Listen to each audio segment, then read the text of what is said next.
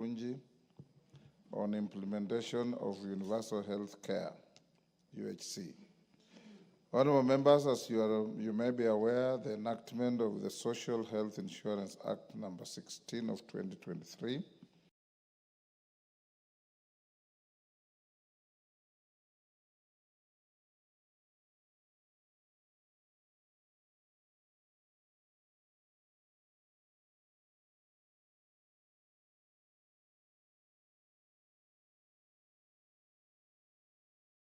established 3 health funds, namely SHIF and the Emergency Chronic and Critical Illness Fund, ECCIF, all managed by the Social Health Authority.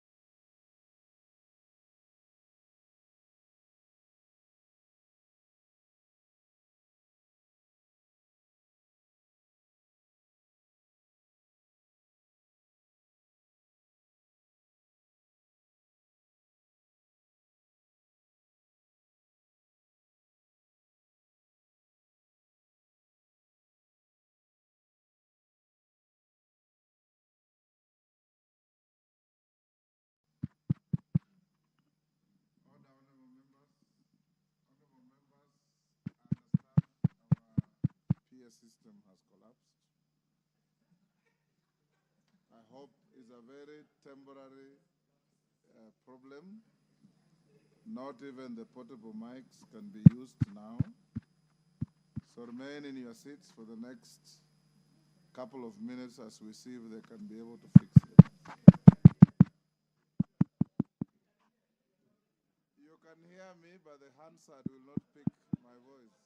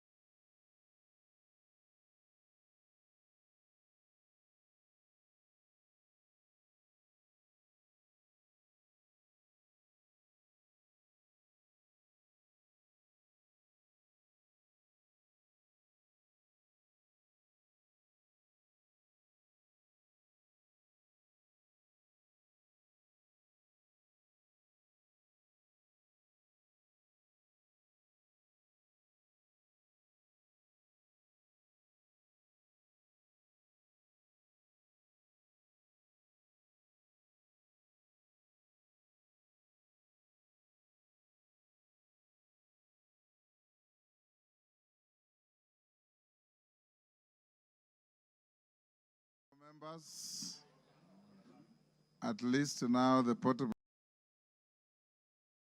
mic is working. Honorable members, I was making a short communication about the health-related Kamkunji. That was at paragraph 2. The said act provided a framework that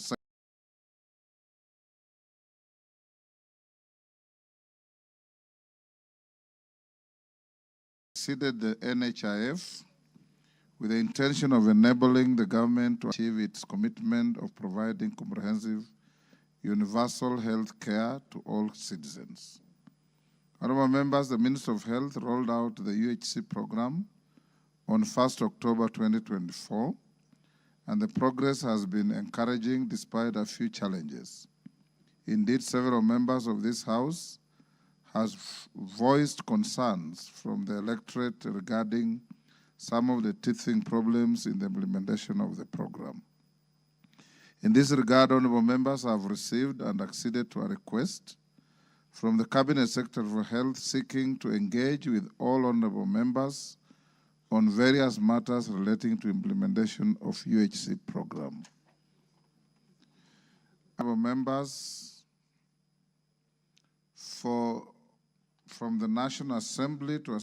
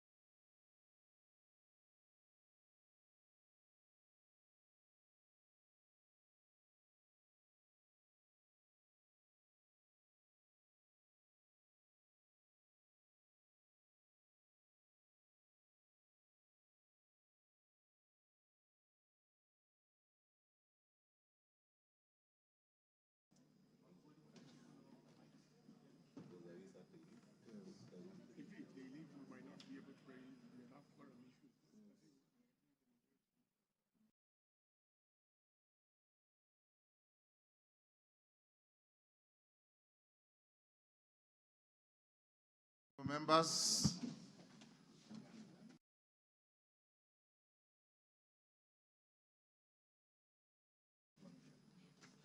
we will struggle on with what we have. The clerk is directed to get at least another 2-3 portable mics that can help.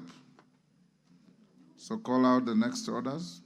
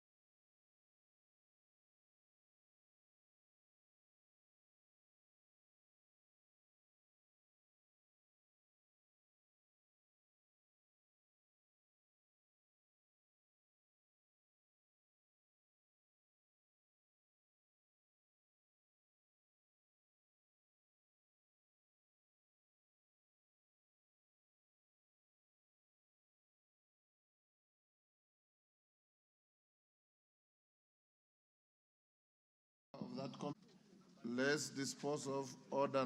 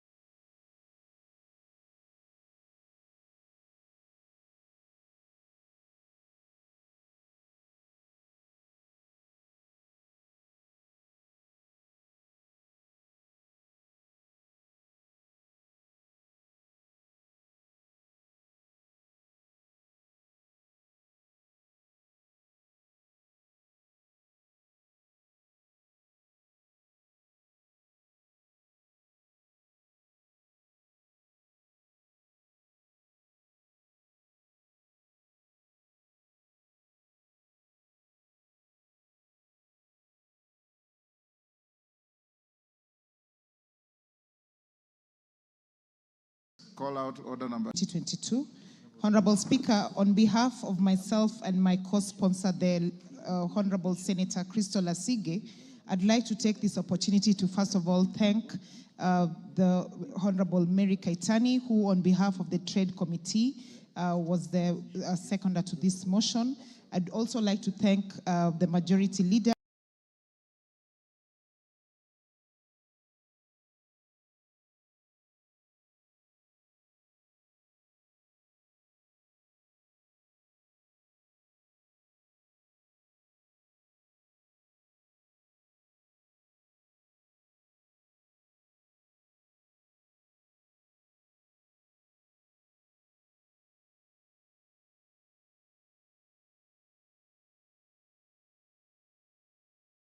Minority Whip, together with the members who really supported this particular motion. And Honorable Speaker, when we speak about startups, we're not just talking about technology-based. We also mean startups that are entrepreneurial in nature, those that are scientific, and Honorable Speaker, even those that are in the fashion business. Because, Honorable Speaker, we do acknowledge the fact that more than 70% of our country is made up of young people. And we want to encourage young people to be able to own their own businesses, to become CEOs, and for them to be able to actually start supporting people not only within national government, but even at county government level. Honorable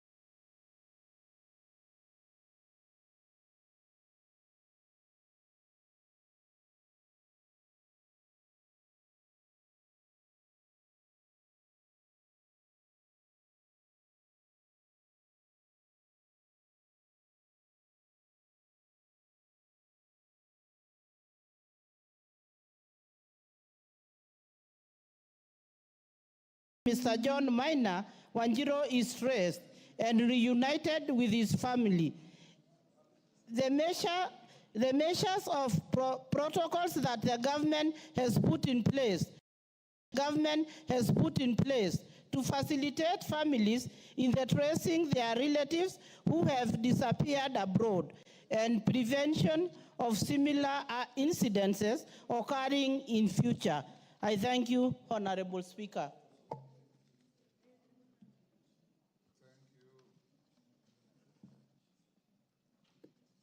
Thank you, Pareo. Chair, Defense, Intelligence and Foreign Relations. Are you a member? Yes. Go ahead and tell us when you can bring the response.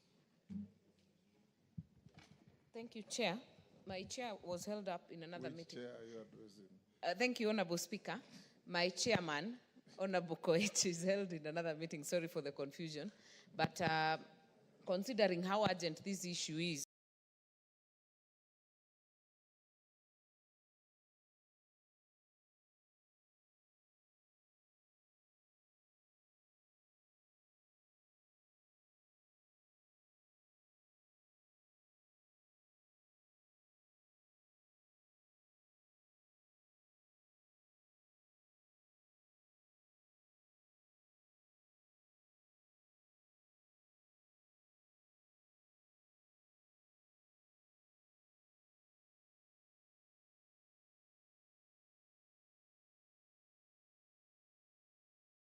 we'll raise it and may probably bring it. So be it. Mashua Waithaka. Honorable Mashua Waithaka, Kiambu Town. Thank you, Honorable Speaker. Honorable Speaker, I rise in request for a statement regarding the attempted land grabbing in Tinganga Ward in Kiambu constituency. Honorable Speaker, pursuant to Standing Order 44-2C, I wish to request for a statement from the chairperson of the Departmental Committee on Lands regarding the attempted land grabbing targeting the family of the late Wilson Bodu Gatito in Tinganga Ward, Kiambu County. Honorable Speaker, the Bodu family has owned and reside on their 236-acre parcel of land in Tinganga Ward in Kiambu with their ownership property documented. The family acquired the land from white settlers 51 years ago and are the legitimate owners.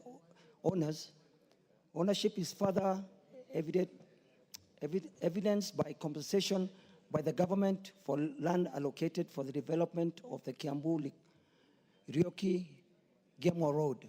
An additional compensation received for allocation of land for the Athi Water 3 pipeline easement. However, over the past 2 months, the family has faced systematic harassment through repeated summons from various state agencies, including the Directorate of Criminal Investigation and the National Land Commission, demanding explanations regarding their land acquisition. Honorable Speaker, the harassment has escalated to include unauthorized visits to the property of the family and acts of vandalism within their farm, which has disrupted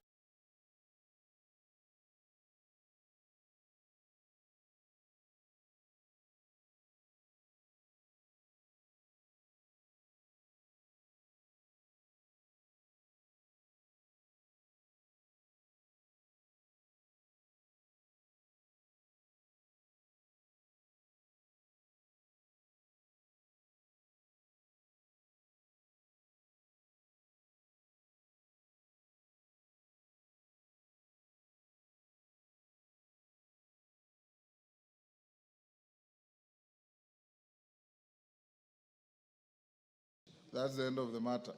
Thank you, Speaker. You cannot debate Well your own statement. Thank you, Honorable Speaker.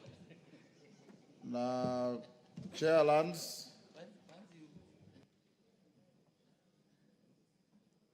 Yes,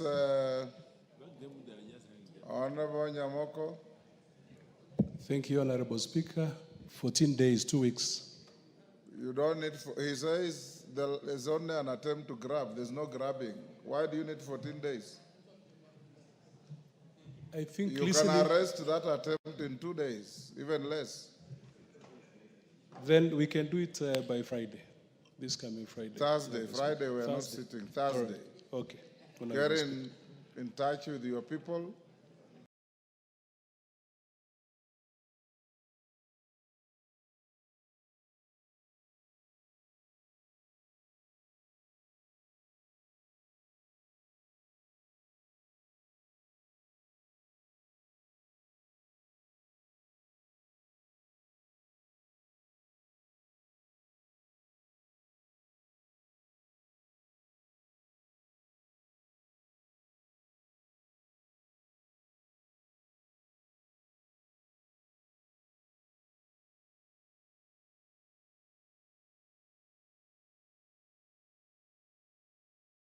And stop the attempt.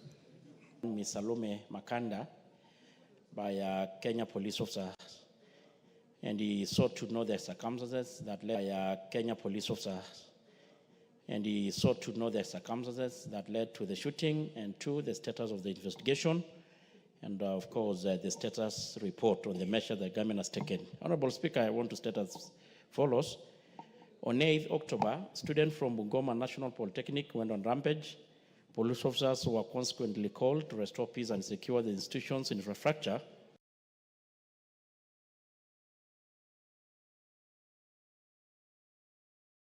However, the student resisted all the efforts to restore calm by the name Salome Ayaka injured. Several police officers were also injured and were rushed to Bungoma West Hospital, where they were treated and discharged in fair condition.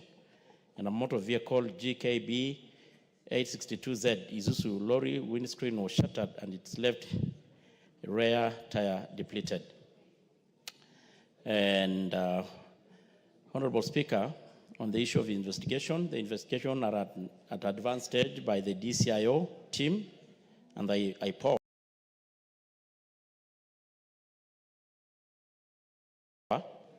And the rival that was involved for the further ballistic examination.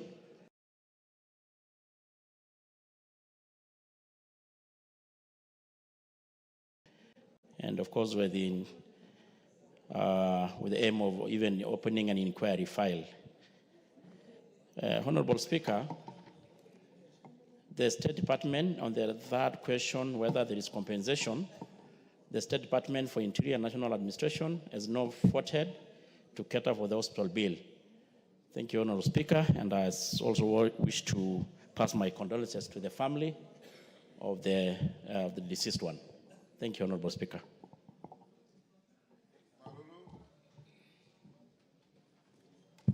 Thank you, Mr. Speaker. I want to appreciate his response, but Mr. Speaker, some background information. This student was killed on 8th of October, 2020.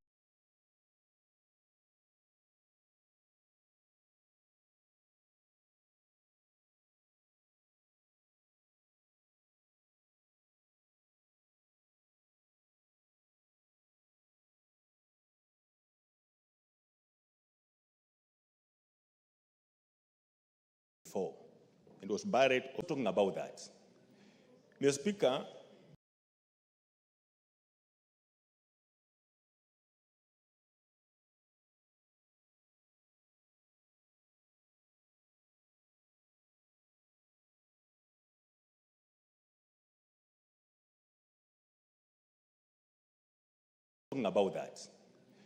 Mr. Speaker, he is also saying that the police are doing an investigation. Mr. Speaker, this happened in October. This investigation is until when? And what are they investigating? Because when you look at this report, it doesn't talk of the student having been shot. Mr. Speaker, lastly, he is saying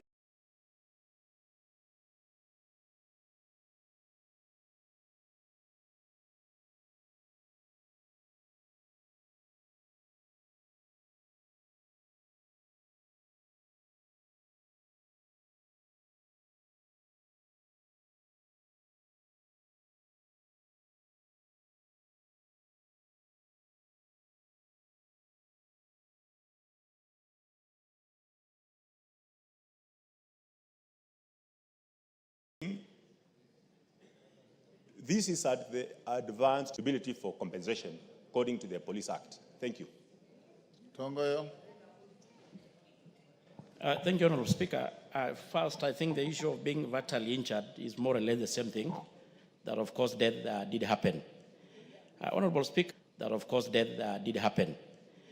Honorable Speaker, by the time of the writing or the response, I think it was done about 2 or so weeks ago. You know, the statement was almost 3 weeks. So maybe, if need be, or redirect, so, Honorable Speaker, I can able to get the updated report. But when I got this, I did also conduct the responsible directorate, and they were actually talking about, I think the file should be on, probably could have even been forwarded to ODPP, an inquiry file.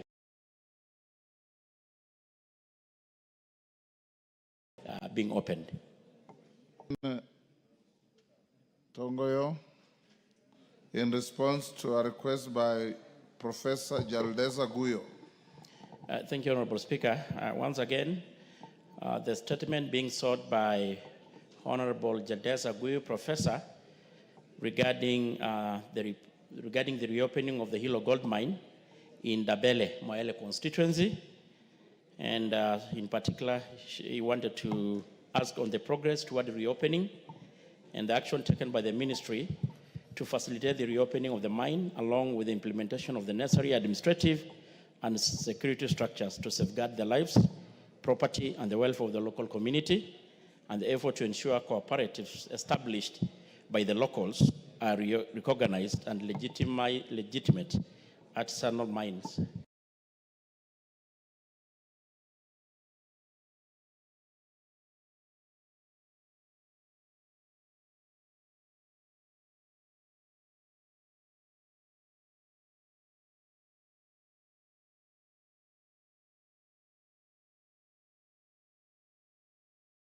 Honorable Speaker, gold mining is further young men from the neighboring Somalia and locals within questionable characters.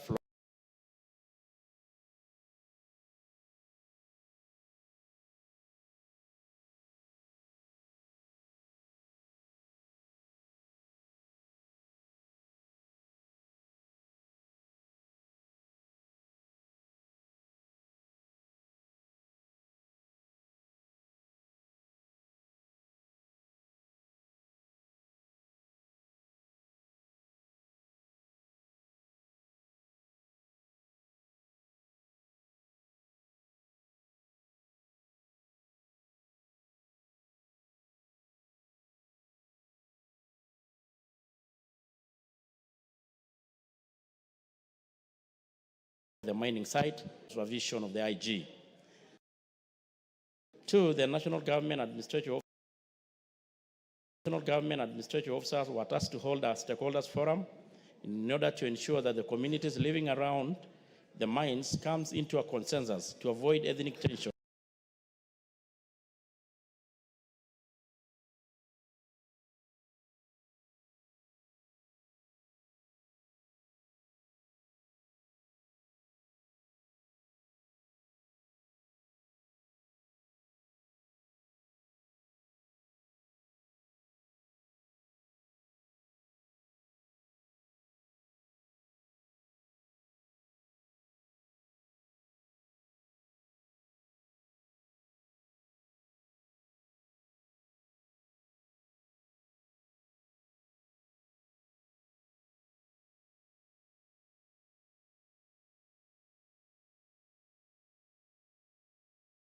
And conflicts, and so far has been meeting to iron out their differences, are in the process of analyzing their memorandum for presentation to the Ministry of Interior and the Ministry of Mining for further direction.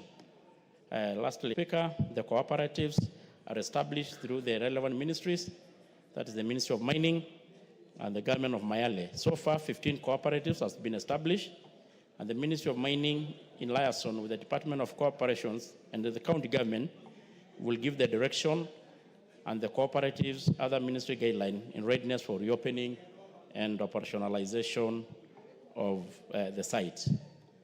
Honorable Speaker, that is the response, and I want also to state that we have been actually, this issue had actually given me an opportunity to interact more closely with the concerned member of parliament and actually even some local representative. So that is the response, Honorable Speaker.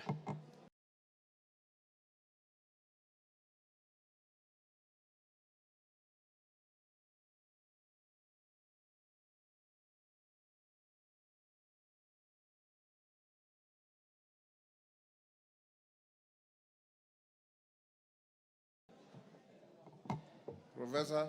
Anywhere near Somalia. And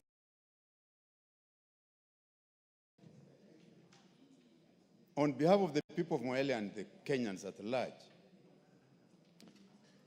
I want that reopening to be formalized and the gazettement of the closure.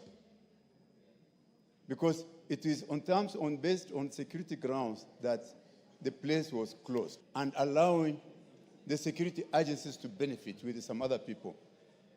Let us de-gazette the closure and formalize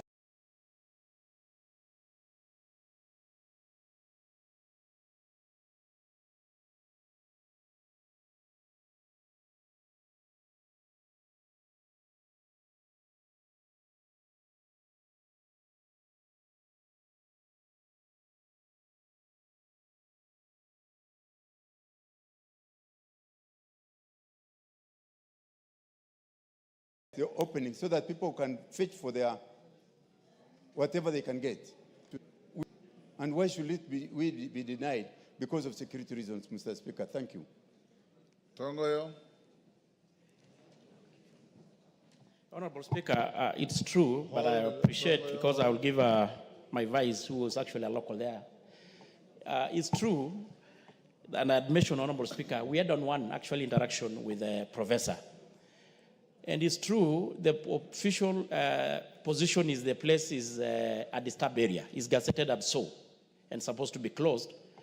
But the rumors is there is a lot of interest in there, and people are going illegally and doing their mining. And of course, it's good the members should be honest enough that some local leadership in the area are actually interfering with the process. And I'm sure you're appreciating that. And of course, Honorable Speaker, it is said this is one of the most richest gold mine in the country. It's a treasure. So, Honorable Speaker, I think the remaining part, and the reason I want to emphasize here is, I think it's not safe to open it until the facilities and the risk is minimized so that we avoid unnecessary death of the local.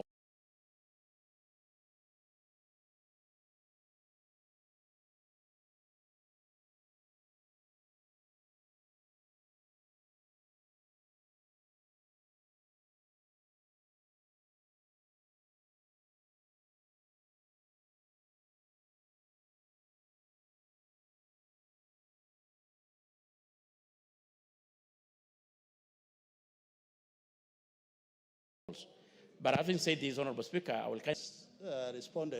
Mr. Speaker, to actually say the truth, this is travesty of justice. Because indeed the government closed down the Hilo gold mine, but mining still continues, actually day and night. And the other forces that have taken over, and the locals are denied, the other forces that have taken over, and the locals are denied to do it's called the artisanal mining, where they go and make a living from mining with their bare hands. So for that reason, Honorable Speaker, my request is you need to guide us on this, that we are people's representatives. And the Honorable Member for Moyale is not being consulted in this, although he has done the necessary groundwork in terms of organizing the community, forming cooperatives and circles. For that reason, to help our people in Moyale, the Committee of Internal Security and also the committee to constitute small teams to visit the area so that we are able to respond comprehensively to the House whether it is failure on the part of the government, the security, or people are just denied their right for no apparent reason in the name of security. Thank you, Honorable Speaker. Honorable, yes, Professor. Thank you, Mr. Speaker. The truth of the matter is that there are lots of interested parties that facilitated the closure and the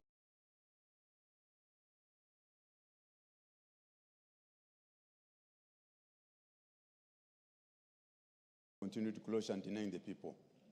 I'll be glad if internal security visits the site for themselves. But the fact of the matter is that we are denied our chance, and all we are pleading with is the gazettement of the insecurity status. Because the issue of toilets or pit latrine is actually a business that people have adopted.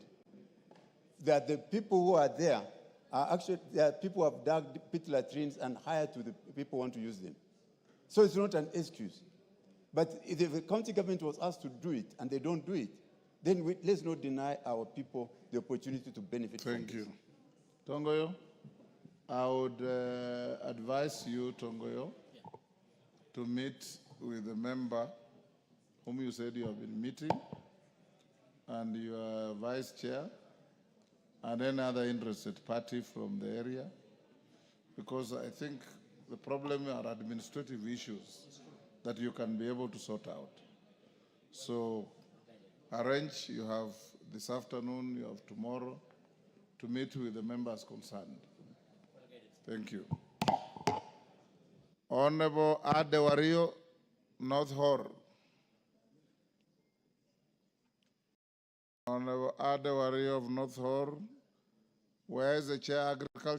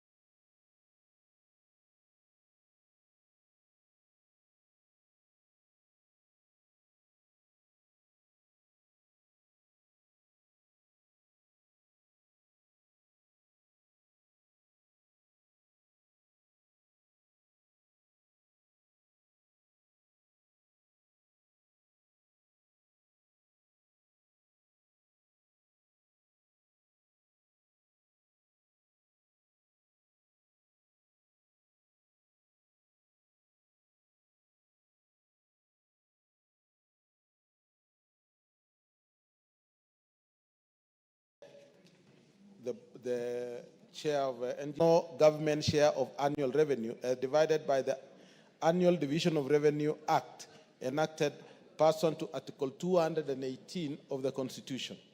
The funds are geared towards community-driven development projects and in every constituency identified and implemented at grassroots level.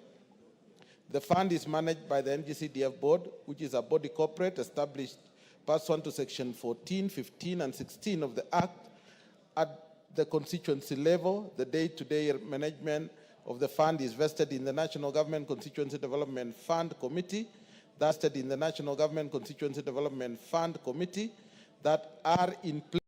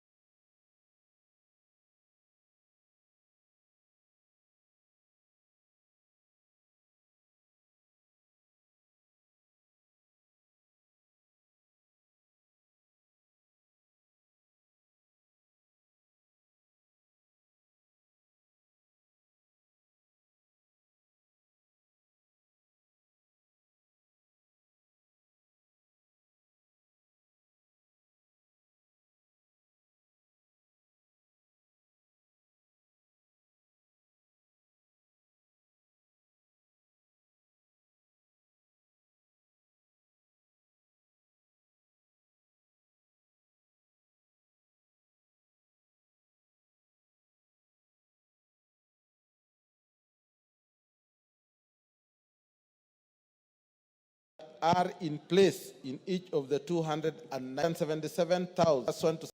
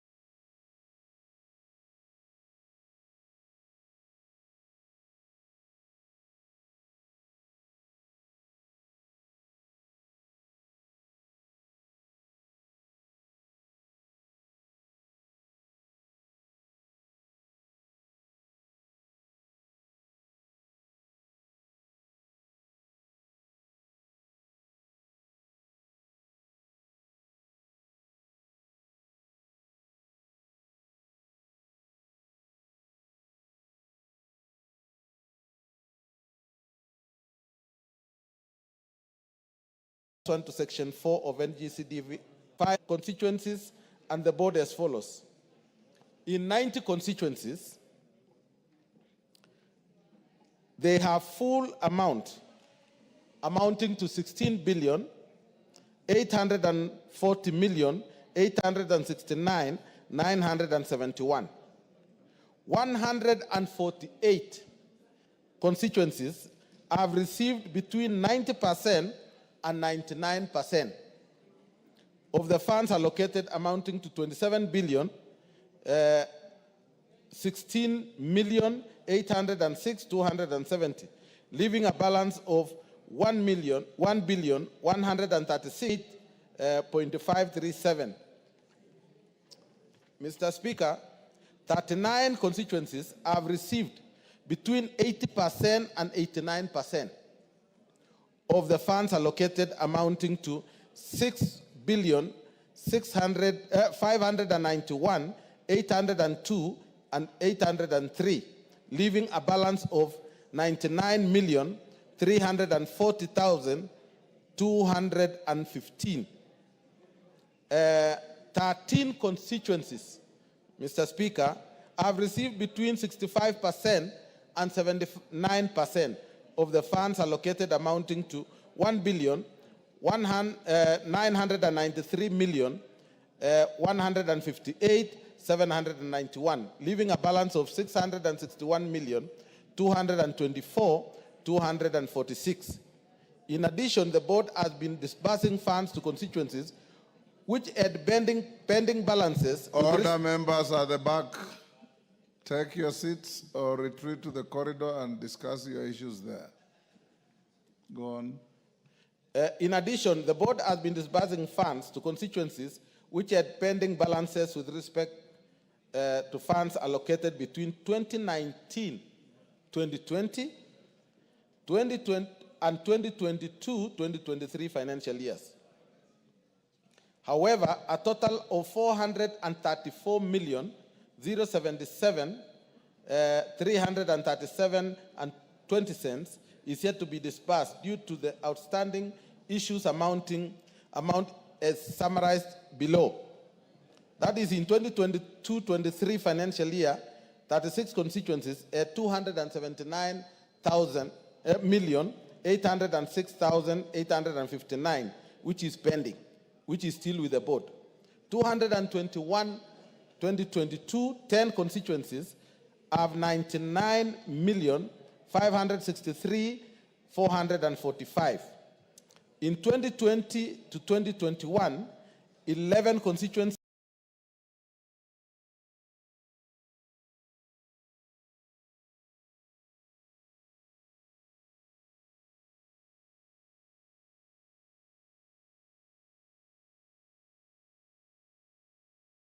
with 5166, 380.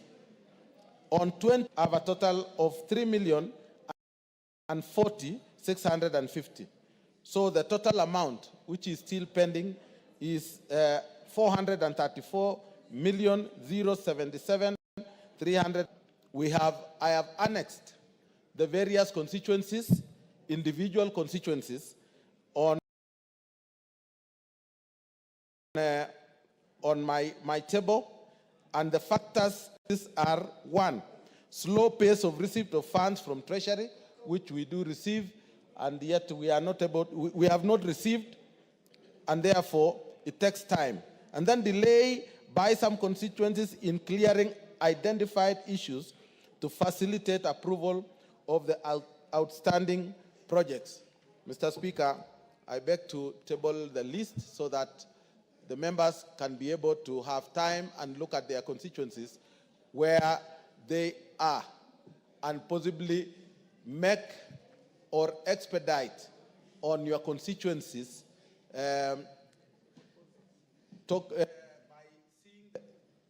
by asking their fund managers and their chairs or the CDFCs to be able to expedite on issues which have been raised on projects. Thank you, Mr. Speaker. You've left out something, Musa Sirma. It was alleged here by some members that members of your committee prioritize yourselves to get early disbursements at the expense of other members. That order, Koyo, that allegation is on the Hansard, and it will be good for you to also speak to it. Mr. Speaker, how many members are you in that committee? We are 18. 18. Mr. Speaker, my constituency is amongst the one which is between 90 and 99. And in fact, my constituency, we have 90% disbursement. And I'm the chair. I cannot force the board to approve projects which are not being cleared or clearly understood by the board, or there are some issues to be raised. And especially issues dealing with land has always been taking a long time, because you must produce the title deed before paying the owner. That is where the problem is. And owners at times, they refuse to transfer the land, and yet we have been able to do that. There are also problems with engineers who would not have finished giving their technical expert to be able to be approved. So those are the issues. But to say that we are taken equally, and I have never asked them to prioritize my project. It is only when they are eligible to be approved. Thank you, Mr. Speaker. Yeah. Mr. Speaker.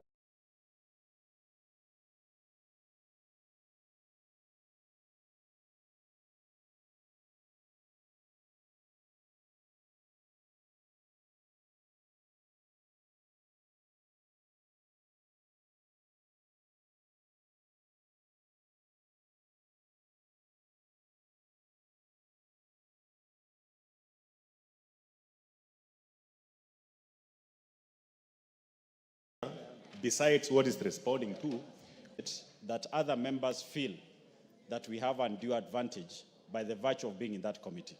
Honorable Speaker,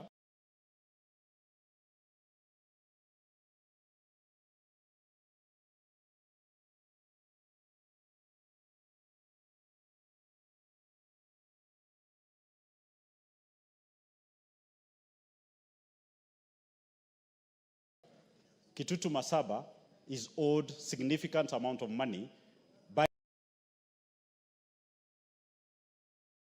the board.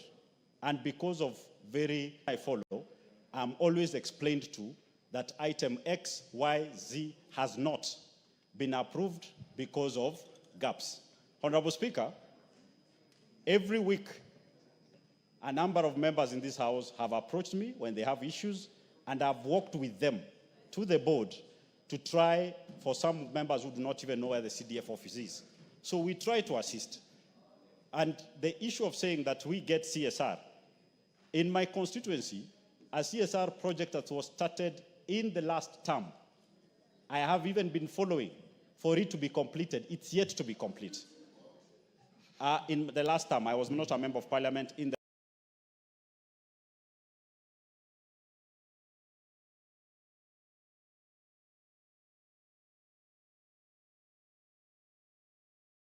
last term, Honorable Wanjala, it's proper to listen, to judge and put the members of the committee in a corner in which actually they are also facing the same problems as the members here.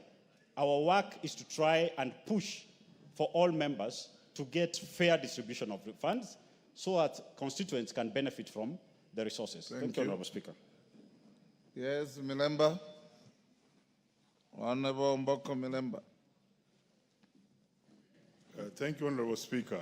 I want to commend the CDF committee, despite the fact that it's being labeled on them that there has been some favoritism, but I think they have done far much better, and they need a congratulation. And also the chairman has been very accurate in bringing reports. Remember, Honorable Speaker, the report he has just given us is quite detailed and up to going on to annex how every constituency is performing. But indeed, we have not received all our monies, and therefore, Chairman, please push that we get these monies. I hear they are at the board so that we complete. But, Honorable Speaker, back to the question that was on the floor on the fairness, the CDF committee is far much fairer than other committees in this House. And in fact, before you crucify the CDF committee, there are committees in this House which need to be dealt with. And it only takes a honest position to speak on this. When you look at a committee, I was at the budget office, and I looked at the number of roads and the number of money that had been given to Muhaya. And you can just sympathize with me, Honorable Speaker. It's less than even 30,000. Yet another constituency can get up to 500 million Kenya shillings for roads. And these guys are in this House, and they were supposed to actually be in those offices to take care of all the members of parliament, because we cannot be in all the committees, all of us. Another example, Honorable Speaker, and I can see a few of them looking down now. You know, my slogan is look in my eyes. The Energy Committee, that is a shame. And it requires boldness to speak on this. How would it happen that even when I used to sit there, sometimes people do imagine that when you're on government side, you're even favored. I'm telling Honorable Speaker, I did not get any power project. Yet one constituency is having projects worth 400, 500 million shillings. So even as we go down and close, we should also take care of the budget committee. And this money is for all Kenyans. And therefore, Honorable Speaker,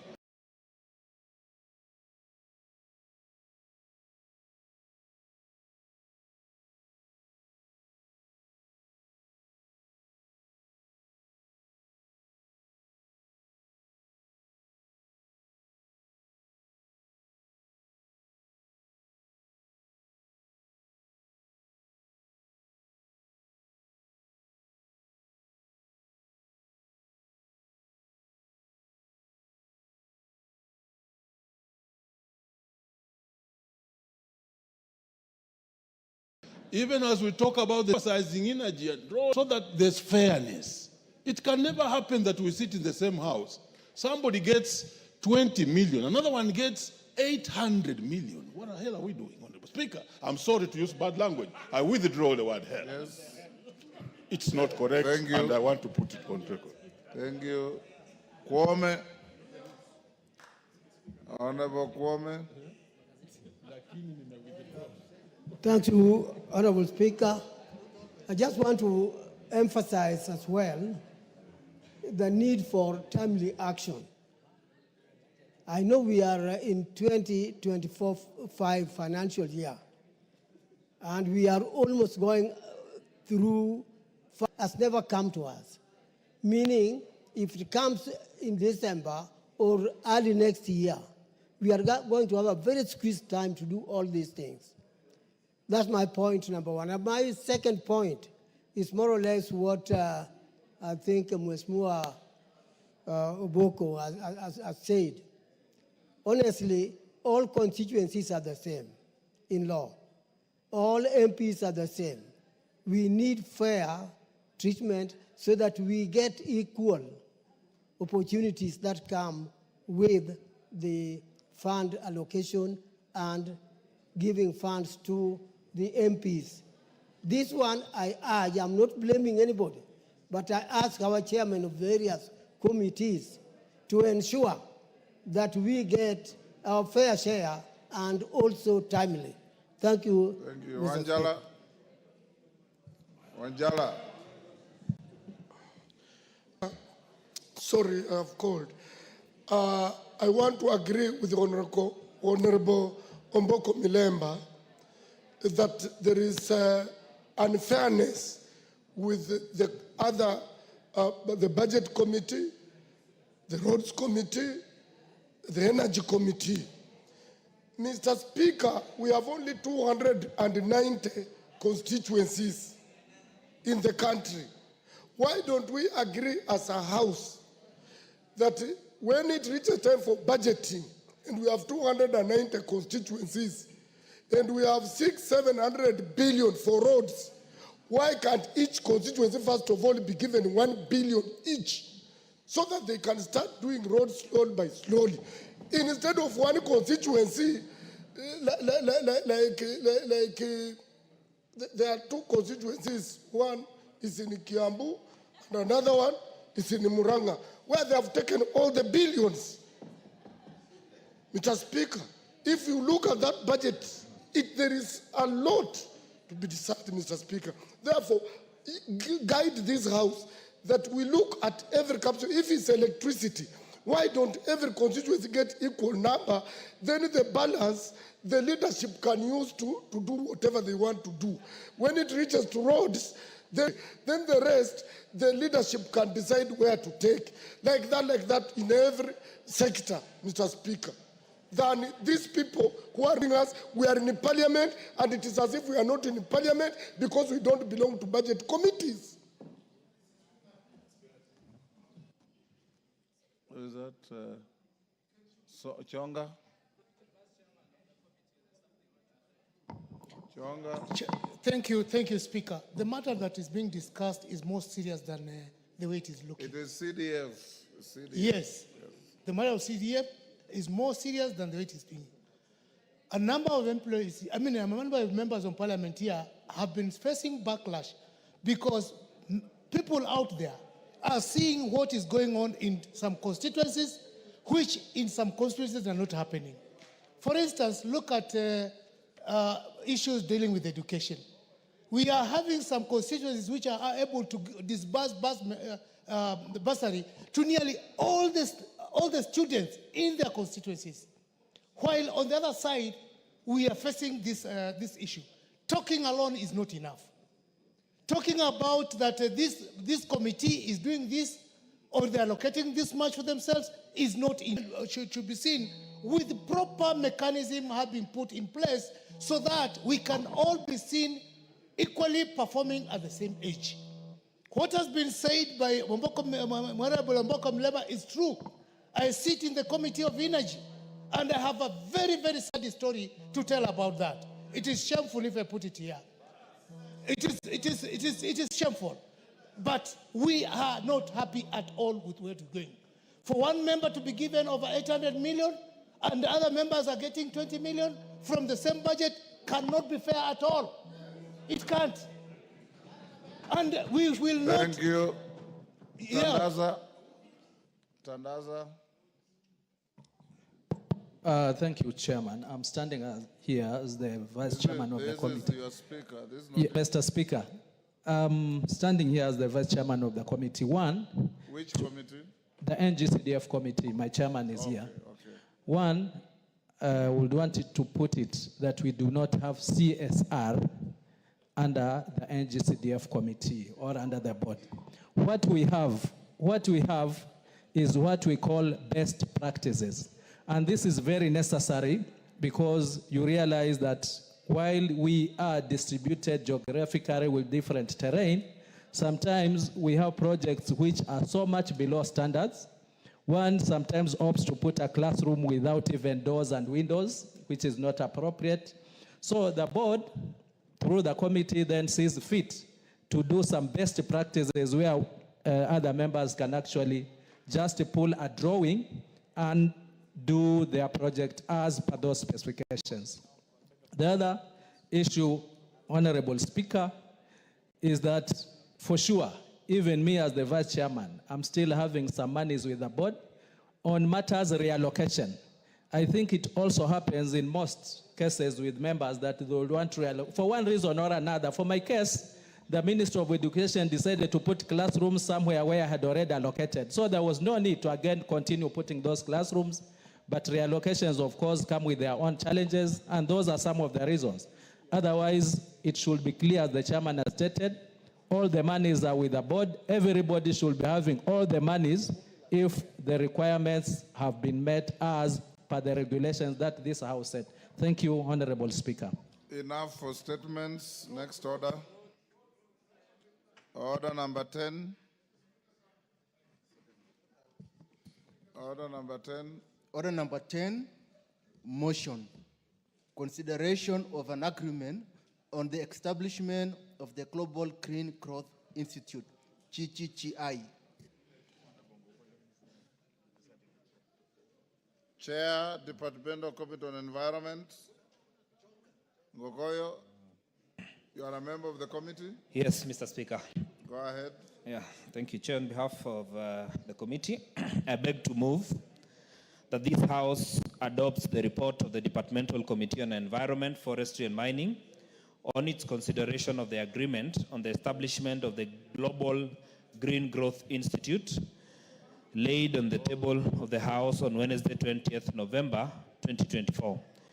And pursuant to the provision of Section 8.4 of the Treaty, Making and Ratification Act 2012, approves the ratification of the Global Green Growth Institute.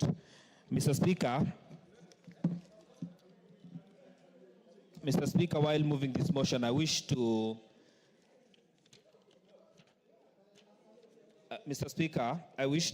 bring to the attention of this House that the GGI, the Global Green Institute, was established in the year 2012 at the Rio +20 United Nations Conference on Sustainable Development. The agreement on the Global Growth Institute was subject to ratification of the GGI, entered into force on the 18th of October 2012, following the signing of the agreement and a session. Growth Institute is a treaty base of intergovernmental organization that supports and promotes sustainable economic growth in developing countries and emerging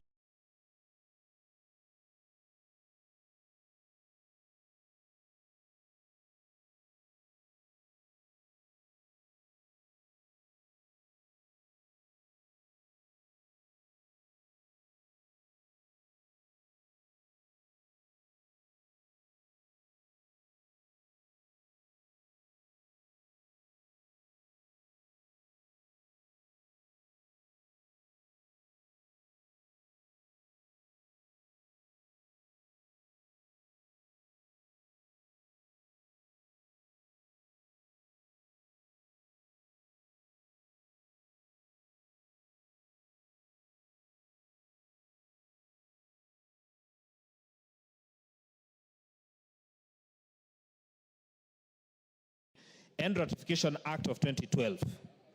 Upon a session of the Global Green Growth Institute Kenya shall be required to A, attend and participate in the biennial meeting of the Assembly under Article 7.2, 2, invest in public participation and awareness of the programs on the green growth sustainability development. Mr. Speaker, accord the GGI privileges and immunities as may be necessary and appropriate for proper functioning under Article 15. Guide and cooperate partnership and linkage with other international bodies. And cooperate partnership and linkage with other international bodies.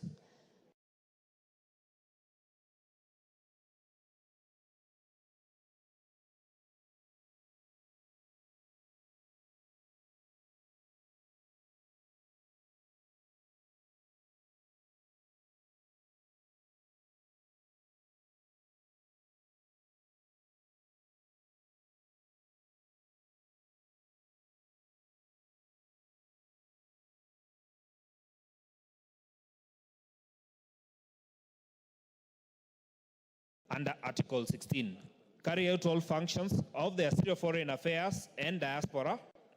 3, the National Treasury and Economic Planning. And 4, the Office of the Attorney General. We observed the following. That the agreements, the committee made the following observation. A, membership of the GGI will enable Kenya access finance and technical support to mainstream green and climate change, technical support to mainstream green and climate change actions in the national planning. 2, the memorandum to the GGI will enable the Global Green Growth Institute present an opportunity for Kenya to explore and tap into the benefits of the green growth economy, which includes accelerating green financing and creating green jobs. Kenya is a beneficiary of the Green Climate Fund with a number of readiness and projects finance opportunities, access which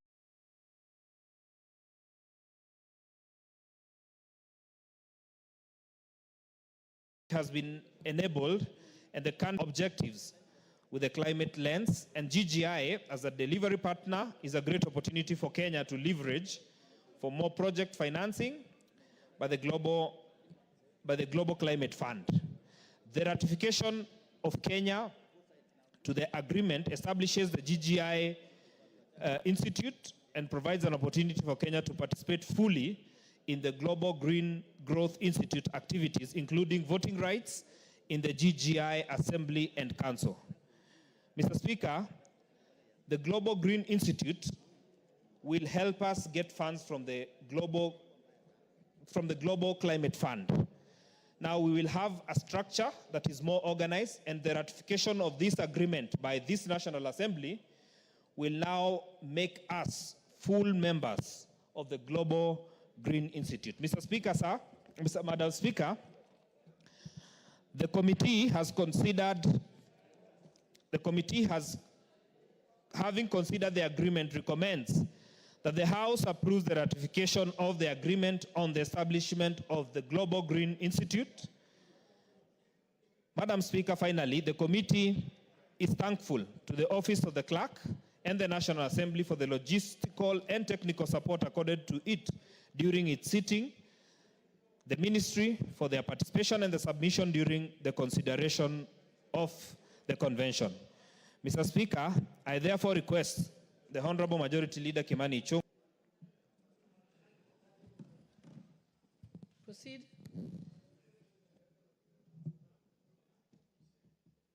Mike.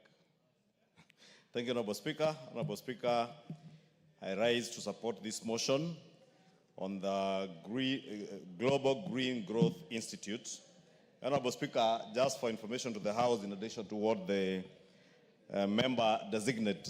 chair designate of the Environment Committee, the Honorable Ngogoyo, member for Kajiado North, has said that Kenya indeed did assent, or rather it's our letter of intent to join as a member of the agreement. was done on the 23rd of November 2022 by the Cabinet Secretary then for Foreign and Diaspora Affairs in a letter that was addressed to the Director General of the Global Green Growth Institute.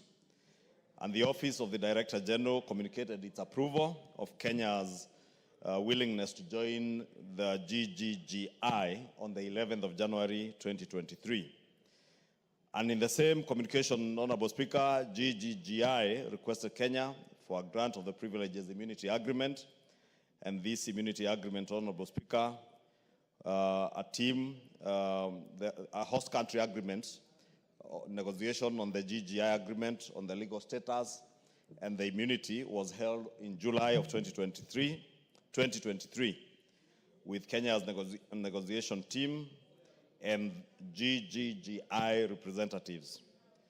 As part of the accession process, a cabinet memorandum was submitted to the cabinet for approval for accession on May 2023 in line with Section 7 of the Treaty Making and Ratification Act, revised version of 2012. And further, the cabinet approved accession for the GGGI during its meeting held on 13th of December 2023. Further, on the 13th of May 2024, the Prime Cabinet Secretary and Cabinet Secretary for Foreign and Diaspora Affairs submitted Assembly, and it is this memorandum and agreement that the committee has been considering and recommends its approval thereof, Honorable Speaker, by the House. It's important, Honorable Speaker, to mention that the main objective of the GGGI is to promote sustainable development of developing and emerging countries, including the least developed countries, by supporting and diffusing a new paradigm of economic growth, targeting key aspects of economic growth and economic performance, resilience, poverty reduction, job creation, and social inclusion, and creating and improving economic, environmental, and social conditions of developing and emerging countries through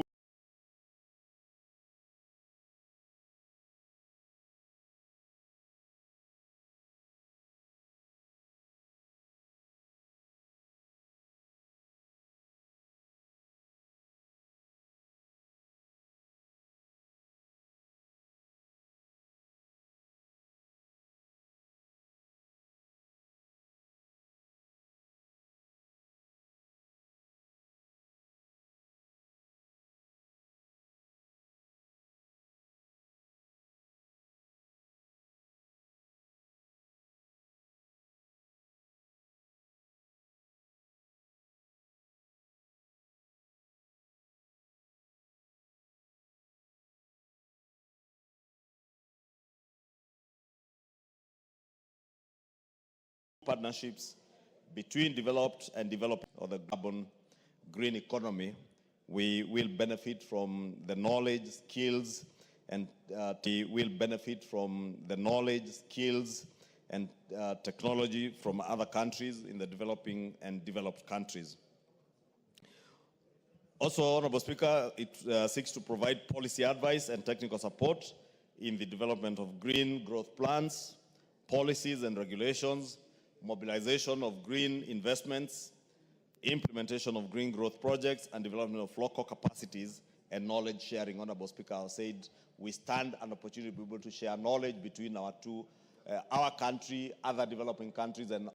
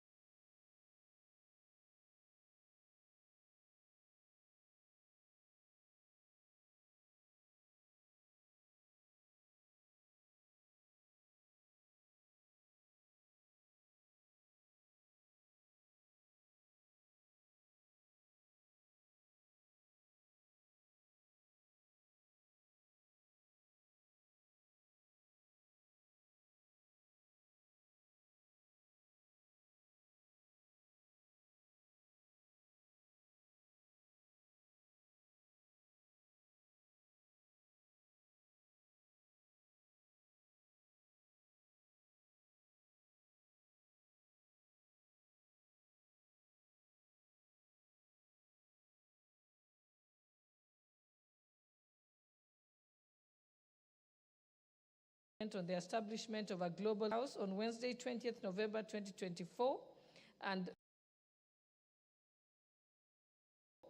and pursuant to the provisions of Section 8(4) of the Treaty Making and Ratification Act 2012, approves the ratification of the agreement of the establishment of a global green growth institute.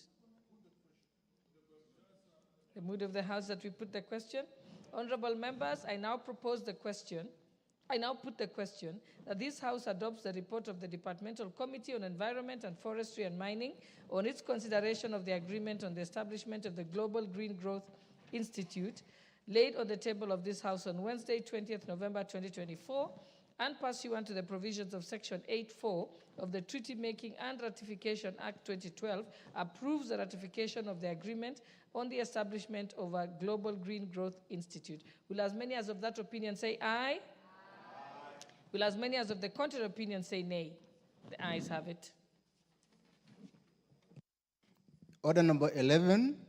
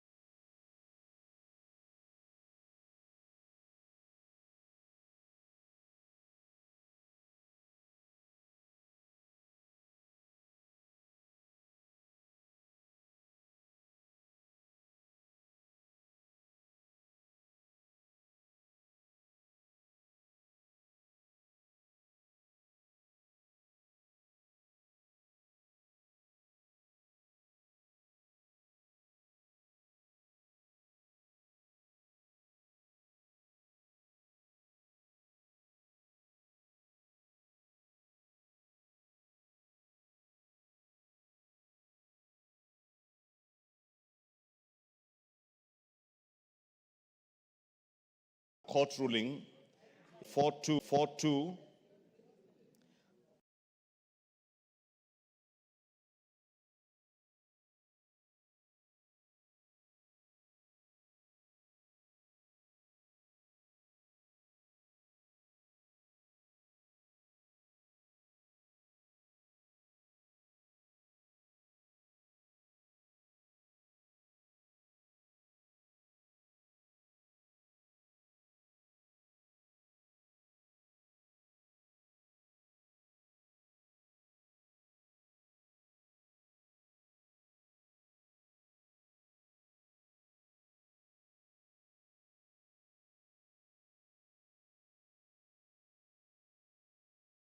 Section 8(12) entity, audit, disallowable expenditure, economy, efficiency, grant, irregular expenditure, Office of the Auditor General, public money, public resources, unauthorized expenditure, and these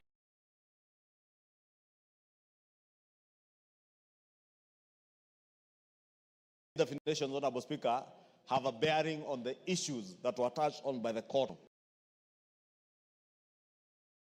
That shall be, or rather the Auditor General shall be the accounting officer and staff appointed by the Auditor General.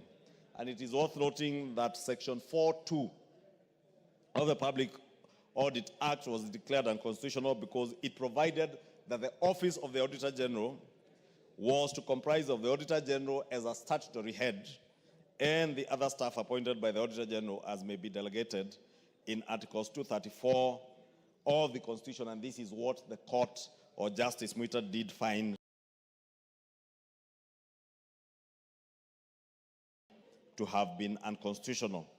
And large reason that Section 4(2) of the Act resulted in an unconstitutional effect of reducing the constitutional office of the Auditor General into a statutory office.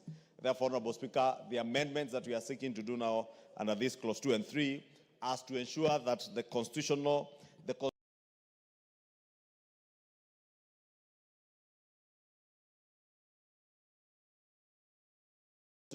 of the office of the Auditor General is not reduced.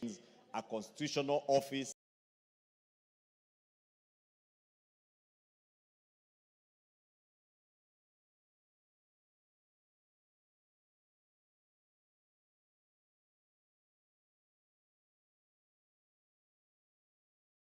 and the Auditor General will continue acting as a constitutional office, largely to safeguard the independence and autonomy of that office, the office holder and the office of the Auditor General. Honorable Speaker, if you look at clause 4, it amends section 5 again of the Act on qualification of for appointment of the Auditor General to include an additional qualification requirement for the Auditor General being a practicing member of good standing of a professional body of accountants recognized under the Accountants Act. This is important, Honorable Speaker, because we need to hold people who hold office in the office of the Auditor General accountable to a professional body. And therefore seeking to ensure that whoever is appointed to this office, part of the qualifications that you need to is a member of good standing of a professional body like ISPAC.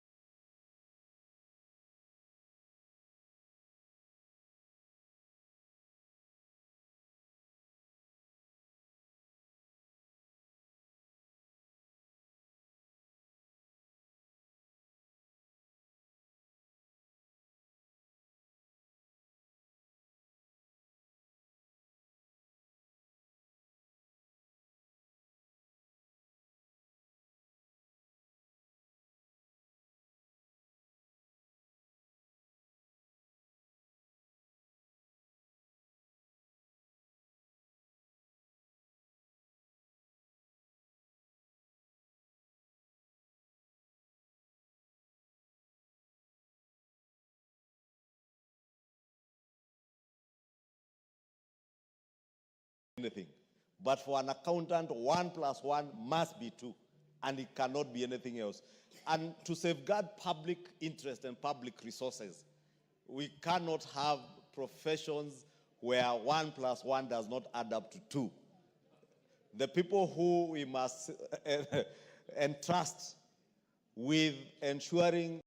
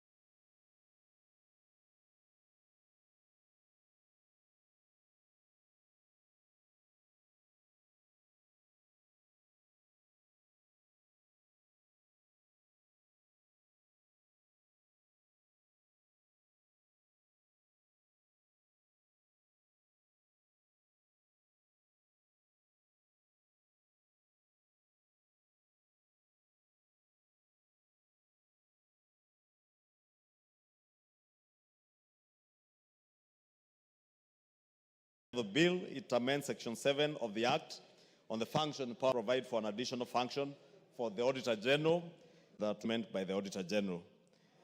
It further aligns the responsibilities with the Constitution so that, again, to cure the problems that the good judge, deemed find to be unconstitutional.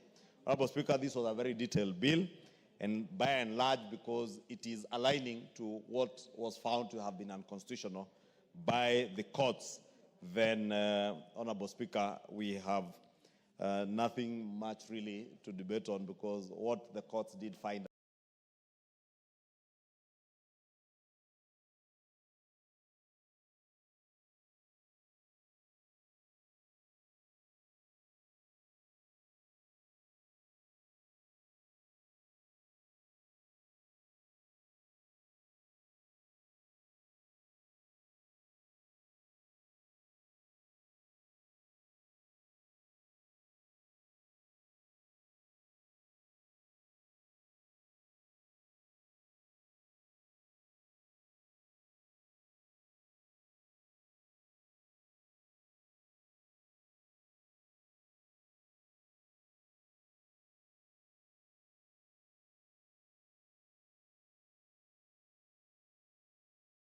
constitutional to support, and as I indicated, the Finance and National Planning Committee did consider all these provisions and tabled a report before the House, which by and large agrees with what the court found.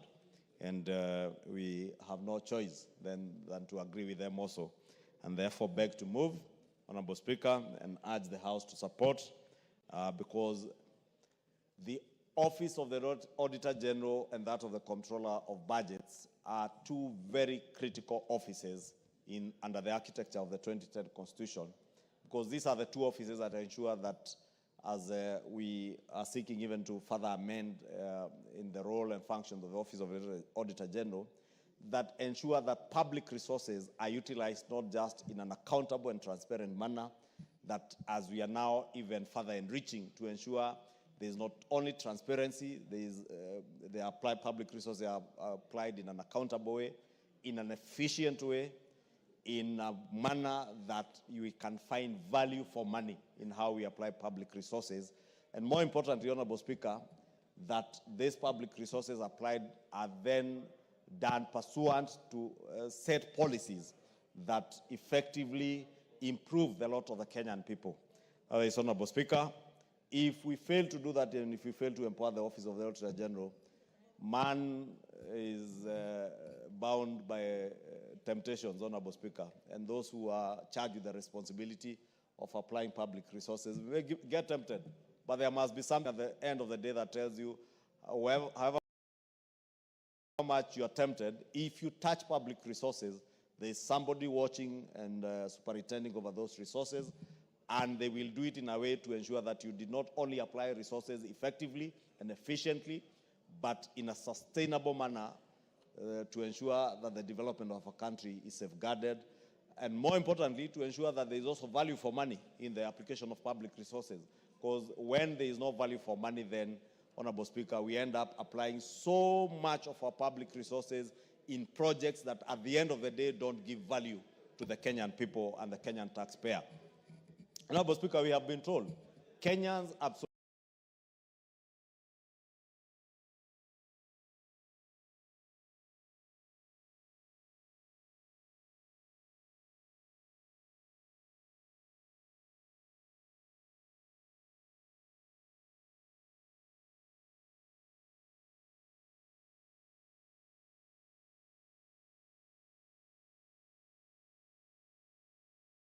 have year down the line, because money was not applied, public resources were not applied in an efficient, accountable, transparent, effective, and in a manner that ensured there was value for money, then a year down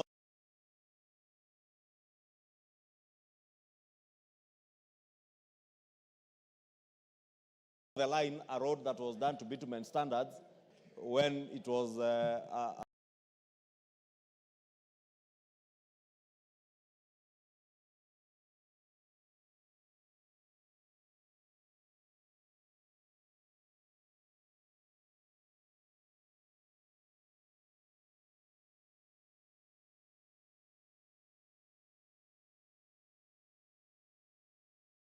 Amaram Road, Honorable Speaker. And we have seen it across the board, Honorable Speaker. The Auditor General also scrutinizes how resources, public resources, are applied by state officers who are charged with that responsibility.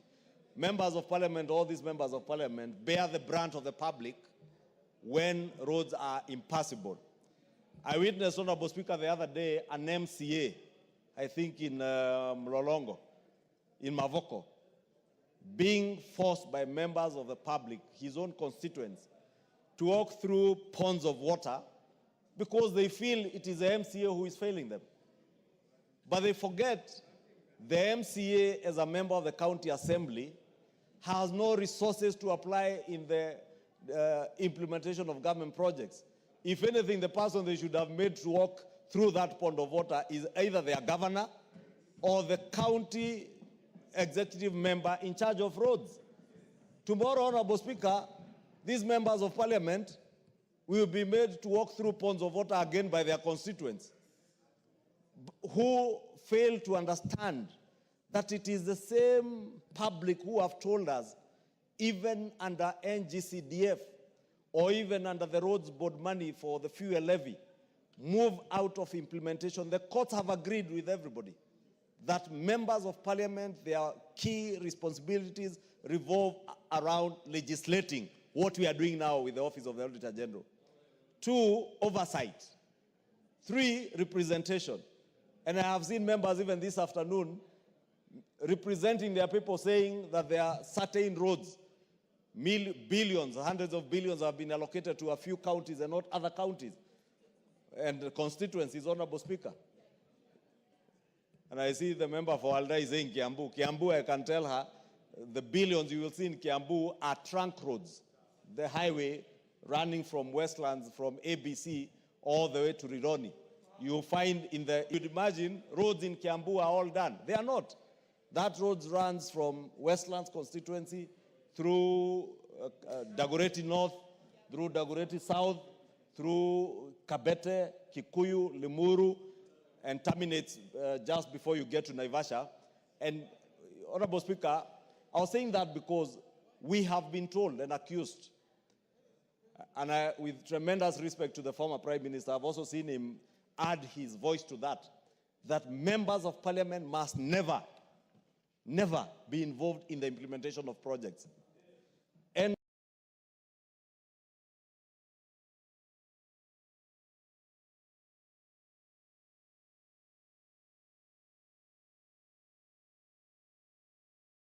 so it is for members of the county assembly to feel that the member of the county assembly is the one who should be fixing their road. Why is it today that members of the public in Kikuyu constituency feel that I should be fixing roads more than their governor, who has been given resources to fix their village roads? But they will keep coming to the members of Parliament, because members of Parliament are not just efficient and effective in the application of public resources that have been, they superintend in NGCDF by oversight through NGCDF. And so it is through CRC. If you go to all the 290 constituencies, and I have been around this country as we tangatangad, Honorable Speaker, and I still continue to tangatanga across the country, I can tell you, every other constituency you visit in this country, if you find a road being maintained, whether it is a Maram Road or a bitumen standard road that is being sealed potholes, it will not be accounted by a county government. It will be through the constituency roads committees, or through KERA, or through KURA, or through KENHA. Honorable Speaker, I'm saying this because I said I will not be shocked if tomorrow a member of Parliament is made to walk through mud by his or her constituents, which is very unfair, Honorable Speaker, because these MPs have no money to fix roads. But the people who are charged with fixing roads, those at KERA, those at KURA, those at KENHA, then implement these projects in a manner that is not cohesive, that is not transparent. That is why they bid rigging in. Honorable Speaker, the only person we can ensure is able to catch these thieves is the Office of the Auditor General. it is only the Auditor General then, empowered by this bill, when it becomes an act of parliament, who will be able to ensure that public officers apply public resources in a transparent and accountable manner, in a manner that is efficient and effective in the delivery of services, and in a manner that gives value to the people for every coin of their taxes, Honorable Speaker, so that Kenyans can pay taxes happily.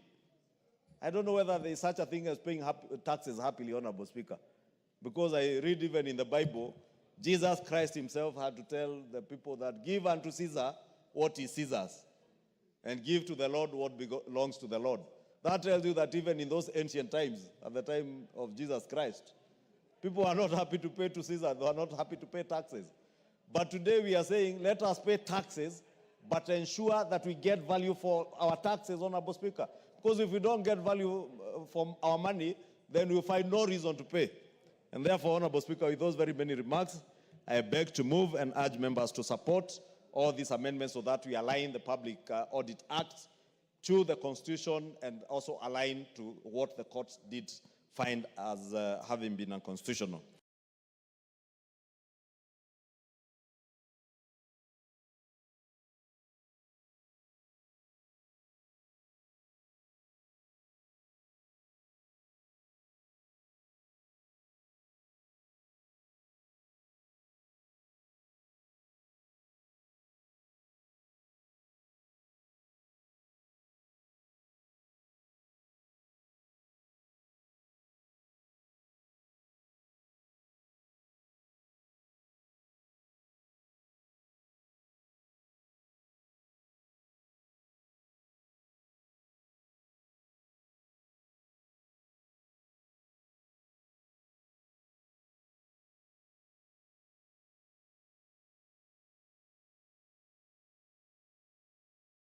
And therefore, and I believe members of parliament who transition on to be governors,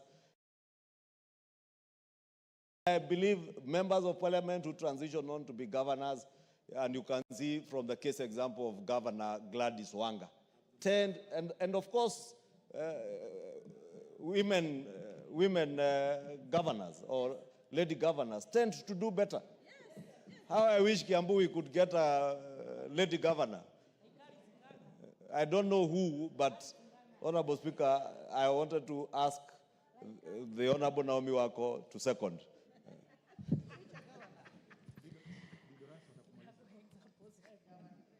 Honorable Speaker, thank you. I take this opportunity to second, and as I do that, I must appreciate the words of wisdom from our majority leader on women leadership.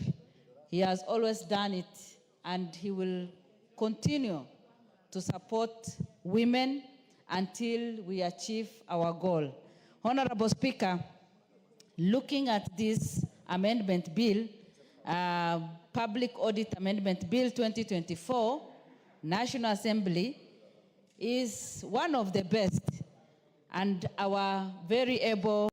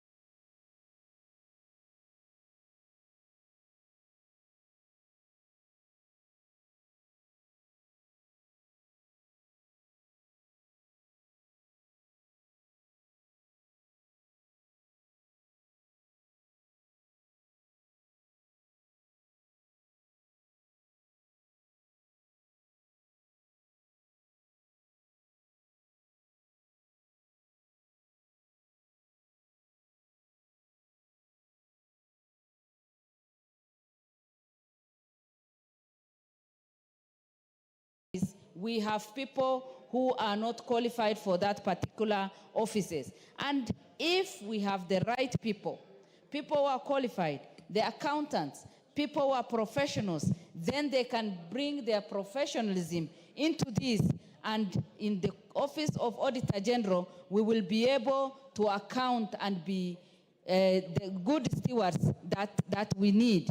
Honorable Speaker, number 7, Clause 4 of the bill amends Section 5 of the Act, qualification for appointment as Auditor General, which includes additional qualification requirement, and that is a practicing member of good standing of professional body of accounting. Honorable Speaker, most of the time, we have public servants who have been in corruption, who have been identified, who have corruption cases. And why we suffer as a country is because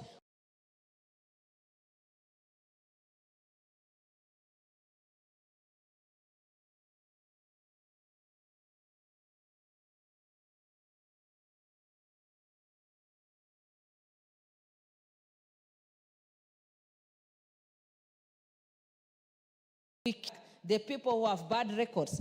And if we have practicing member of good standing, of professional body, of accounting, then we will have taken care of this and we will have safeguarded that office. Again, Honorable Speaker, I support and second this because under number 9, Clause 6 of the Bill 6 to repeal Section 8 of the Act, administrative powers of the Office of Auditor General. And number 1 under that is developing an organizational structure and staff establishment for the Office of Auditor General. Number 2 is recruiting and promoting qualified and competent staff, which most of the time is not the case. And I would also want to say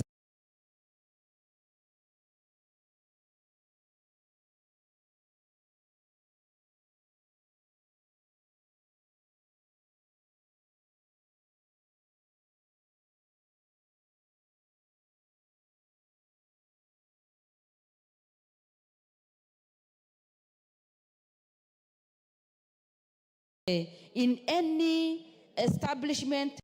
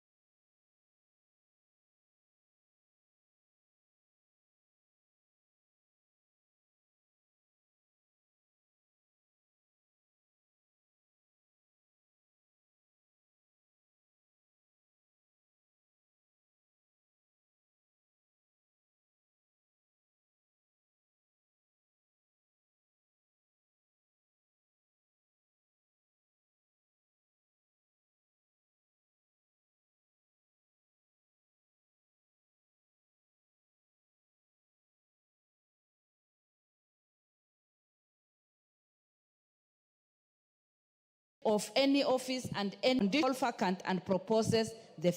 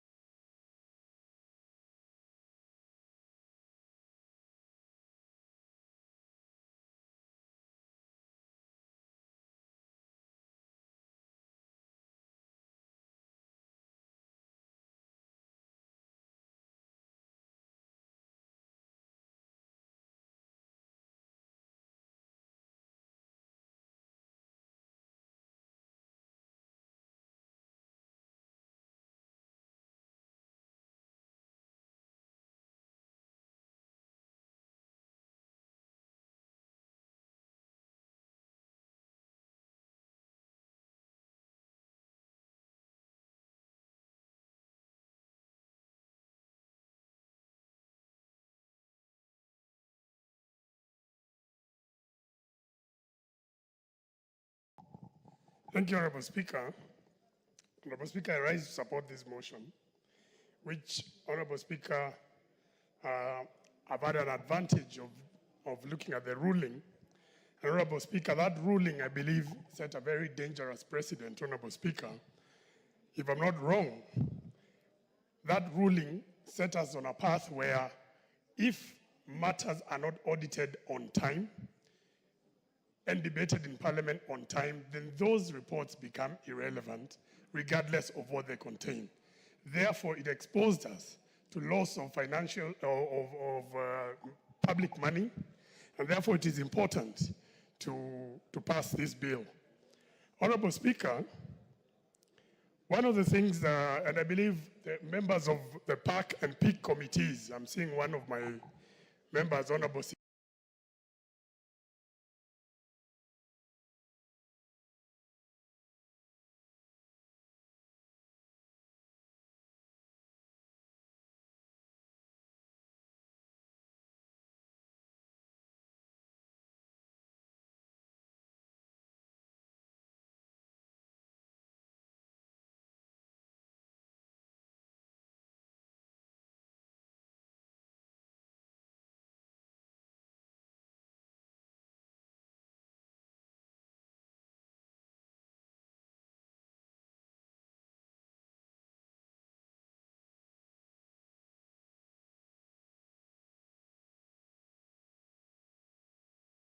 here, who they ought to be listening to this issue, I've noticed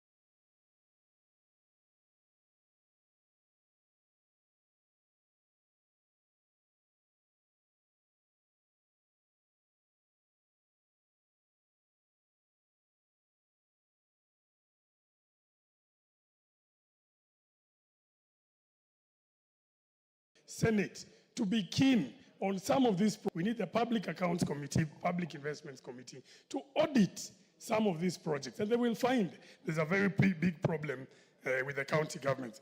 But otherwise, I don't want to say much on this issue. I believe by failure to pass this bill, we was putting us in danger, and it is important to notify the House that as a result of this ruling, Honorable Speaker, it means we need to be up to date. Audit committees need to be up to date with the financial year. Right now, every audit committee, whether it's PIC, whether it's PAC, should be getting ready to audit the reports of 2023, 2024. Because the ones that some of our committees are looking at, 2021, 2022, 2023, those ones, as per this proposed law, means that those ones have already been overtaken. In fact, one of the things that we asked the Auditor General was to appeal this specific ruling. Because if we allow this ruling to go as it is, without setting aside those orders, it means some of the work that the public investment, the PIC committees, the PAC committees have been doing. It means all those reports for 2021, 2022, 2023 are now time-barred. It means you cannot take any action against any perpetrators that we find. So, Honorable Speaker, it is important that we pass this bill as it is, but I would also suggest heavily that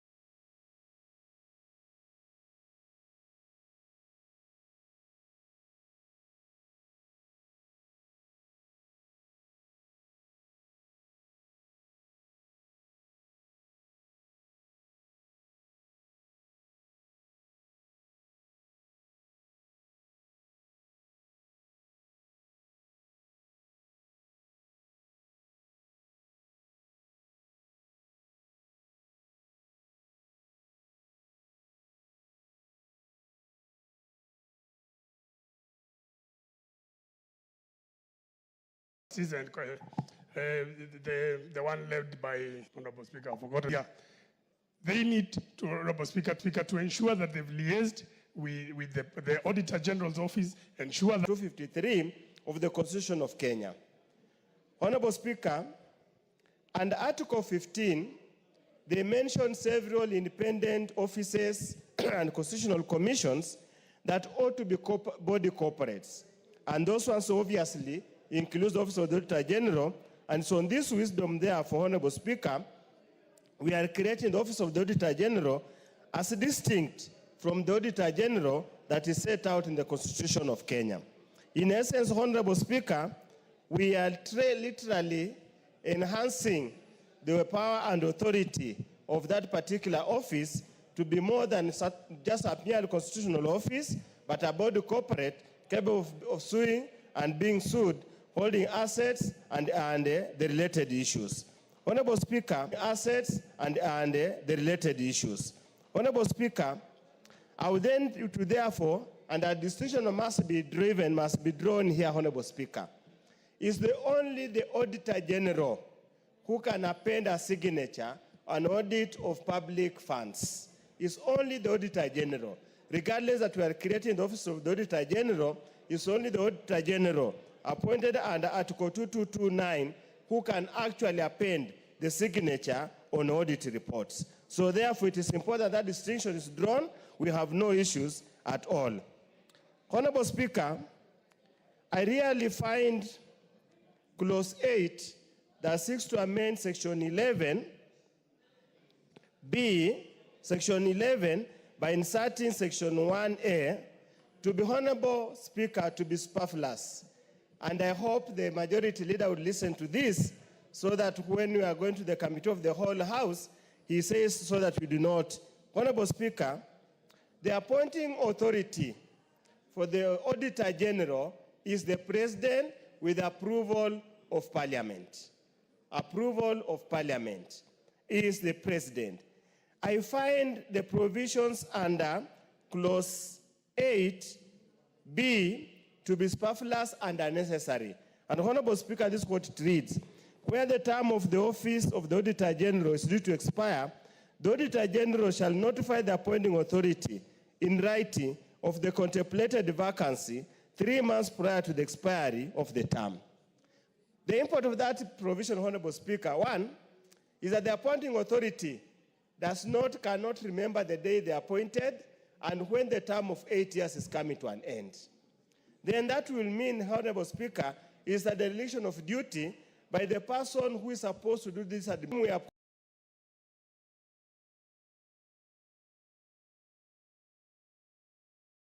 we passed a bill here, the head of public service.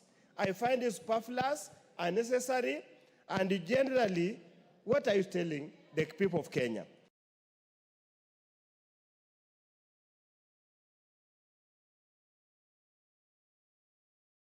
And what happens if the Auditor General himself or herself does not define or does not notify the appointing authority? What happens? Are there any sanctions? Are there any penalties? Hoping time will allow, this is an amendment that we need to drop because the President, who is the appointing,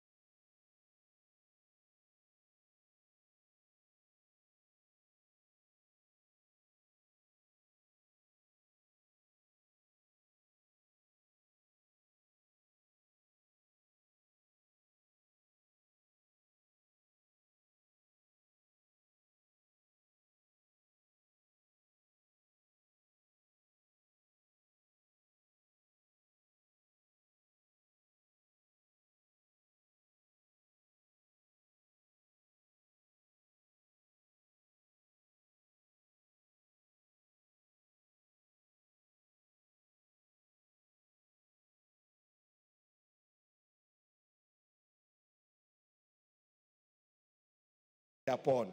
That calls upon the House to make sure it prioritizes the process of completing, approving the audit reports. Otherwise, then the exercise we are undertaking now will be another exercise in futility.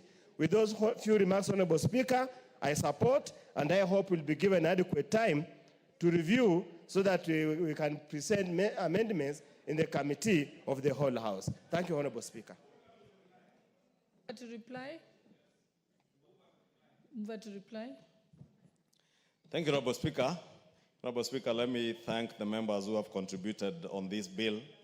And as they've all said, this is a very critical bill at this time, especially in relation to not just aligning the provisions of the Public Audit Act to what the court said and to the court, but also in ensuring that we have that public resources are utilized, as many of the speakers have said, in an effective and efficient manner, and in a way that we ensure that there is economic value to the people of Kenya.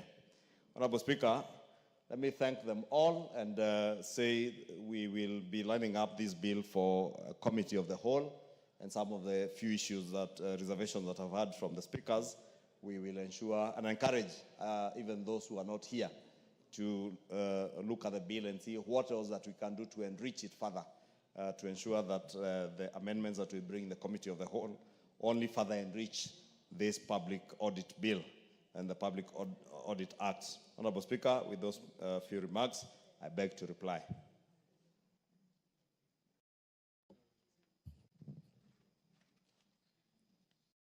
Honorable members, I now put the question that the Public Audit Amendment Bill, National Assembly Bill number 4 of 2024 be read a second time.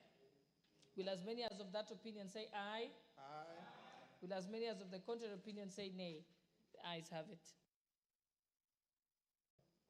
Your point of order, Honorable Majority Leader.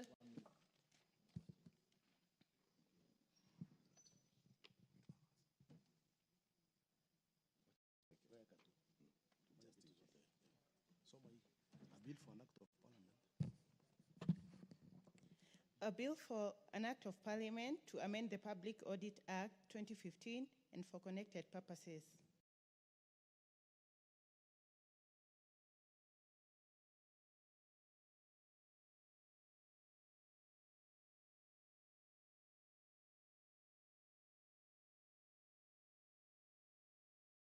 Thank you, Honorable Speaker. I beg your indulgence to move a short procedural motion. Looking at the time, it's 5 o'clock, Honorable Speaker, and the next order of business in the Committee of the Whole, the cooperative bill.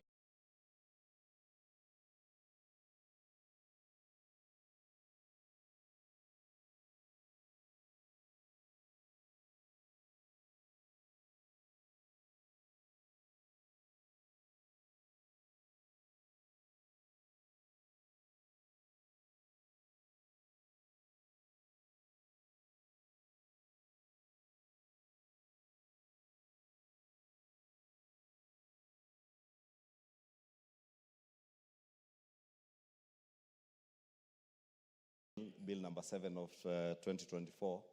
Bill, National Assembly Bill number 7, 2024 proceeds until completion. Will as many as of that opinion say aye? Aye. Will as many as that of the contrary opinion say nay? The ayes have it.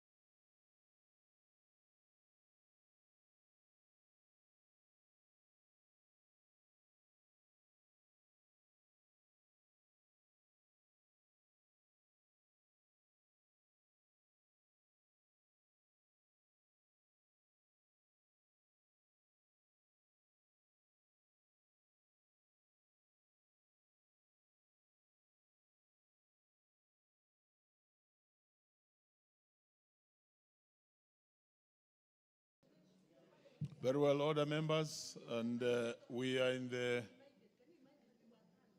committee stage on the cooperative bill, National Assembly Bill number 7 of 2024.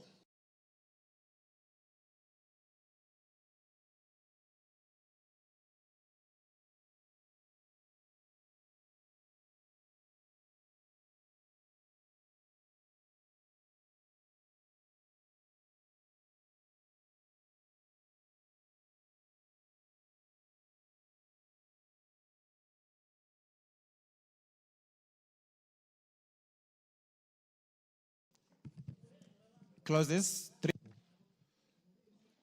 I propose the question that clauses 3 and 4 be part of the bill.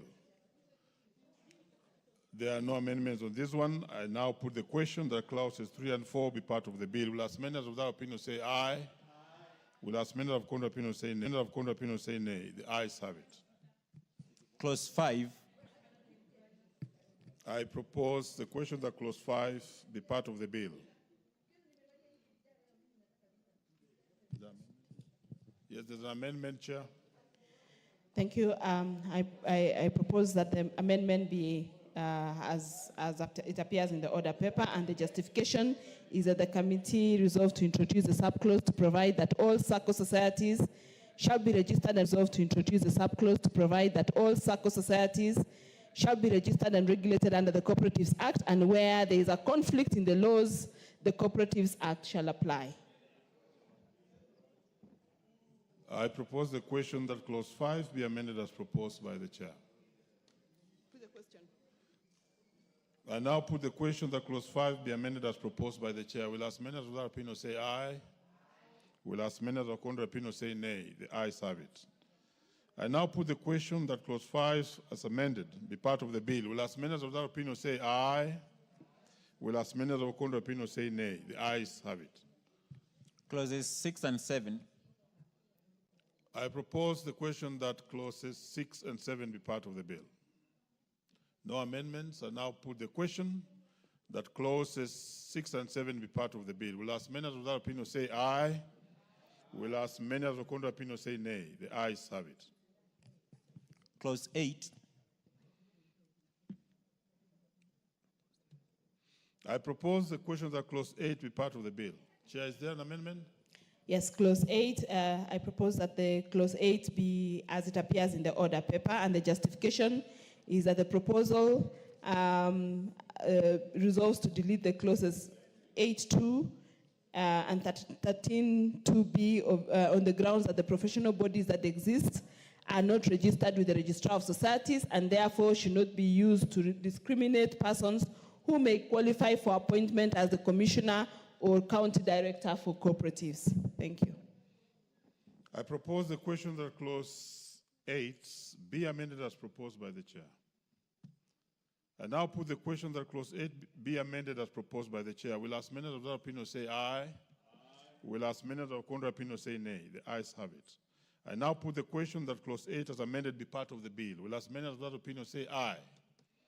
Will as many of contrary opinion say nay? The ayes have it. Clause 9. I propose the question that clause 9 be part of the bill. I beg to move that clause 9 be amended as it appears in the order paper, and the justification is that the committee considered submissions from the public and resolved to sponsor this amendment to clarify the commissioner, that the commissioner shall register cooperatives and the county directors for cooperatives shall regulate the operations of cooperatives in the various counties respectively. Thank you. Honorable members, I propose the question that clause 9 be amended as proposed by the chair. I now put the question that clause 9 be amended as proposed by the chair. Will as many of that opinion say aye? Will as many of contrary opinion say nay? The ayes have it. I now put the question that clause 9 as amended be part of the bill. Will as many of that opinion say aye? Will as many of contrary opinion say nay? The ayes have it. Clauses 10 and 11. I propose the question that clauses 10 and 11 be part of the bill. There are no amendments, honorable members, and now put the question that clauses 10 and 11 be part of the bill. Will as many of that opinion say aye? Will as many of contrary opinion say nay? The ayes have it. Clause 12. I propose the question that clause 12 be part of the bill. Thank you. I propose that the minimum qualifications for appointment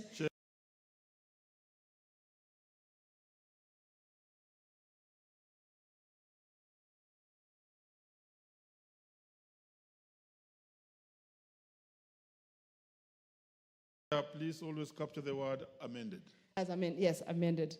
And the proposal is that the minimum qualifications for appointment as technical staff in the office of the County Director of Cooperatives. I submit.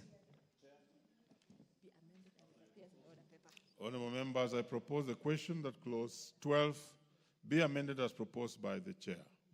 Yes, Leader. Honourable Speaker, I wanted to support. Honourable Speaker, if you look at clause 12, it is giving the responsibility to the County Public Service Board to appoint such number of technical officers to the office of the County Director for Cooperatives. Honourable Speaker, the fallacy you find with many of our county governments and these county public service boards is that people resort to appointing people on the basis of whether they support the governors in the county. And you find so many people being appointed to very important offices who do not qualify. And I think I want to support the committee's position that all these technical officers being appointed by the County Public Service Board must, and the word is shall, have relevant academic qualifications, competencies, and experience in cooperative management practice, because you cannot supervise the running of cooperatives if you do not know how they should be managed.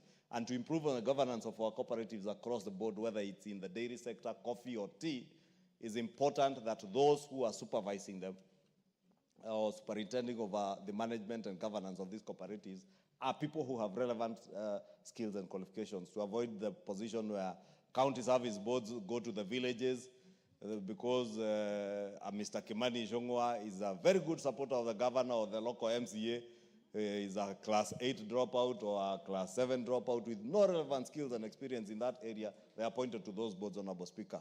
And you find many county public service boards appointing the hecklers in their towns and villages to very important positions. Therefore, it's important what the committee is doing to ensure that they appoint people who have relevant skills and training in the particular sector. And I support, Honourable Speaker. Very well. I now put the question that clause 12 be amended as proposed by this minute.